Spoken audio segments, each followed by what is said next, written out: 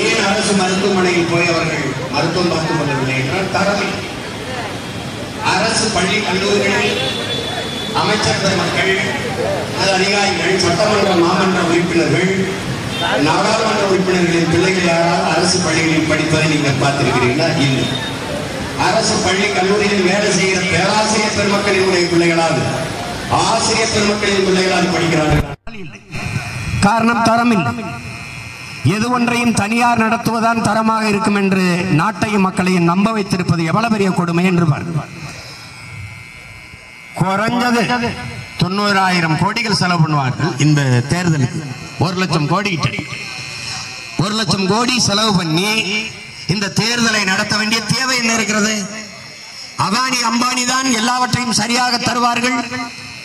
அவர்தான் நன்றாக எரிபொருள் விற்பார், அவர்தான் மின்சாரத்தை உற்பத்தி செய்து தருவார், அவர்தான் நன்றாக துறைமுகம் கட்டுவார், அவர்தான் நன்றாக ஏர்போர்ட் விண்ணூர்தி நிலையம் கட்டுவார் என்றால் அப்ப அரசின் வேலை என்ன என்ற கேள்வி ஒவ்வொரு இந்த நாட்டின் குடிமகனுக்கும் எழ வேண்டுமா வேண்டாமா? அரசின் வேலைதான் என்ன? போக்குவரத்து அது தனியார் தான் நடத்துவார், விண்ணூர்தி அது தனியார் தான் நடத்துவார். நீங்களே கவனியுங்கள், தமிழ்நாட்டில் பரந்தூரில் 5000 ஏக்கரில் ஏர்போர்ட் கட்டுவதாக, விண்ணூர்தி நிலையம் கட்டுவதாக விளைநிலங்களை பறிக்கிறார். ஆனால் பறப்பதற்கு சொந்தமாக ஒரு விமானம் கூட இல்லாத ஒரு நாடு உலகத்திலே நம்முடைய இந்த நாடுதான். ஒரு பிளைட் கூட கிடையாது, ஒரு பிளைட் கிடையாது. நீங்க ரஷ்யாவுக்கும் உக்ரைனுக்கும் சண்டை, போர், அந்த போரிலே சிக்கிக் கொண்டார்கள் நம்முடைய பிள்ளைகள், படிக்க சென்றவர்கள், வேலைக்கு சென்றவர்கள் பல்லாயிரக்கணக்கில். அவர்களை திருப்பி பாதுகாப்பாக பத்திரமாக நம் நாட்டுக்கு கூட்டிட்டு வருவதற்கு வாகனம் இல்லை, பறந்து செல்ல விண்ணூர்தி இல்லை. எவ்வளவு பெரிய கொடுமை பாருங்க. பேரிடர் காலங்களில், கொரோனா நோய் தொற்று காலத்தில் ஒரு மாநிலத்தை விட்டு இன்னொரு மாநிலத்திற்கு, ஒரு இடத்தை விட்டு இன்னொரு இடத்திற்கு பத்திரமாக இடம்பெயர்ந்து வர போக்குவரத்து கட்டமைப்பு இல்லை. கால்நடையாக 600 கிலோமீட்டர் 500 கிலோமீட்டர் நடந்து வந்ததை மக்கள் நீங்கள் பார்த்தீர்கள். வழியிலேயே பிரசவமாகி அந்த ரத்தத்தோடு தாய்மார்கள் நடந்து வந்ததை பார்த்தீர்கள். வழியிலே பயணத்தில் இறந்து போனவர் உடலை தூக்கி சுமந்து வந்ததை பார்த்தீர்கள்.